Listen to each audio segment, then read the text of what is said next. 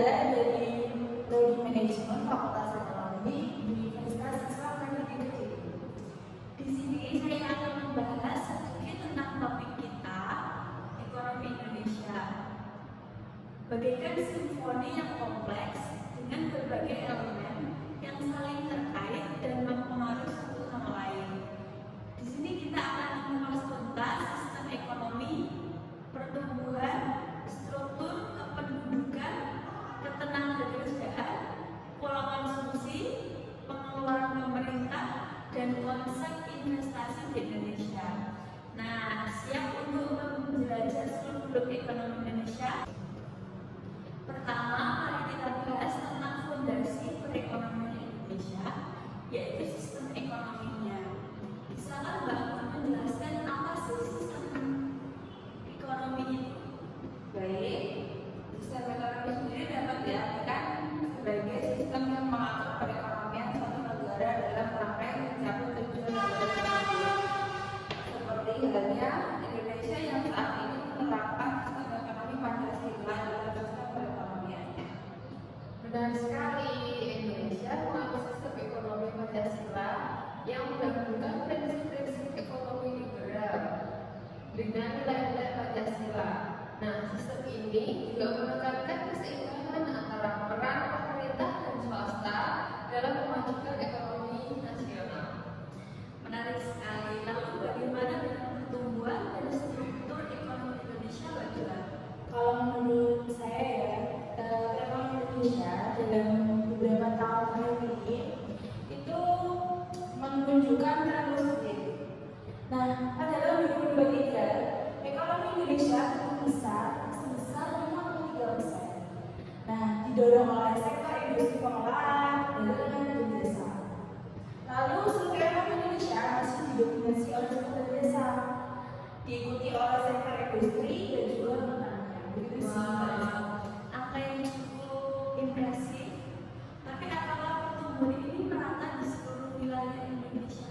Belum rata sih Mbak Lisa, karena masih terdapat kesenjangan ekonomi yang cukup menjadi perhatian pemerintah saat ini. Hal ini perlu menjadi perhatian pemerintah dalam upaya mencari pertumbuhan ekonomi yang lebih merata dan inklusif bagi penduduk di Indonesia ini. Oke. Selanjutnya kita bicara tentang penduduk. Bagaimana persebaran penduduk di Indonesia menurut kalian? Menurut saya, kependudukan Indonesia masih mengalami beberapa masalah demografis seperti overpopulation, tingginya tingkat pertumbuhan, persebaran penduduk yang tidak merata. Selain itu, terdapat beberapa non-demografis, tingkat kesehatan yang rendah, pendidikan yang rendah, dan banyaknya jumlah penduduk yang miskin. Nah, karena itu pemerintah itu harus memberikan solusi masalah tersebut dengan mendorong program keluarga berencana seperti memberikan sosialisasi terkait jumlah anak, adanya program pembangunan yang merata. Selain itu, pemerintah juga memberikan akses kesehatan dan pendidikan yang memadai serta terjangkau di seluruh wilayah Indonesia dan memberikan bantuan kepada masyarakat miskin.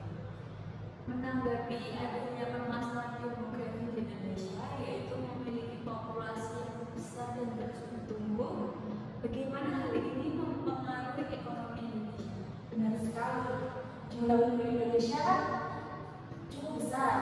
Nah, dalam itu potensi keberpihakan dalam dunia perekonomian di satu sisi ini merupakan pasar domestik yang besar untuk produk dan jasa.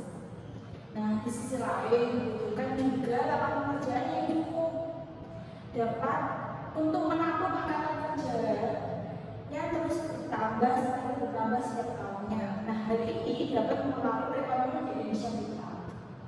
Pertumbuhan ekonomi yang impresif di Indonesia itu memang luar biasa ya. Tapi sayangnya belum merata di seluruh wilayah. Salah satu masalah yang muncul adalah lapangan pekerjaan yang kurang. Nah, bagaimana dengan konsep ketenagakerjaan di Indonesia? Ketenagakerjaan di Indonesia itu masih menghadapi beberapa tantangan seperti tingginya tingkat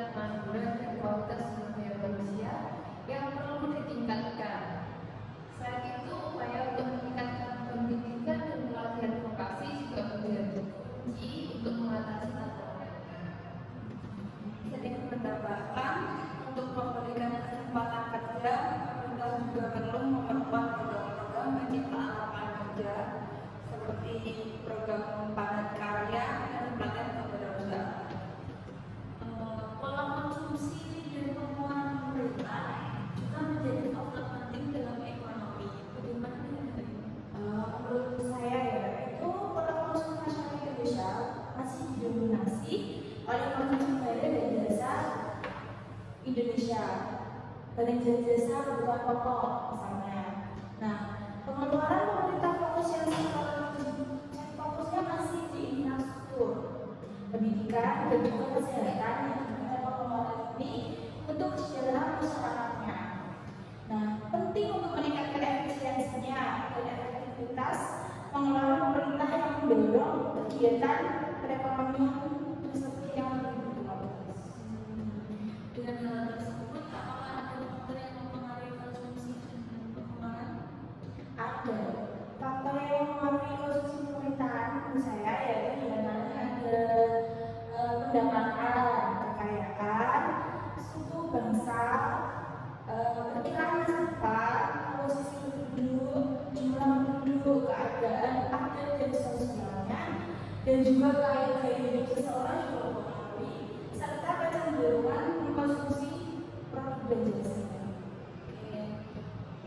Terakhir, menurut kalian, bagaimana dengan konsep investasi di Indonesia? Kalau menurut saya, iklim investasi di Indonesia terus membaik, ditandai dengan kemudahan perizinan dan insentif yang menarik bagi investor. Namun masih ada beberapa tantangan yang perlu dibenahi, yaitu membuat investor asing yang telah tertarik berinvestasi di Indonesia seperti infrastruktur dan birokrasi yang masih berkembang. Jika menurut saya itu angka investasi di Indonesia untuk semester 1 2023 mencapai 678,7 triliun. Menurut saya itu meningkat sebesar 16,1% dibandingkan dengan periode tahun sebelumnya.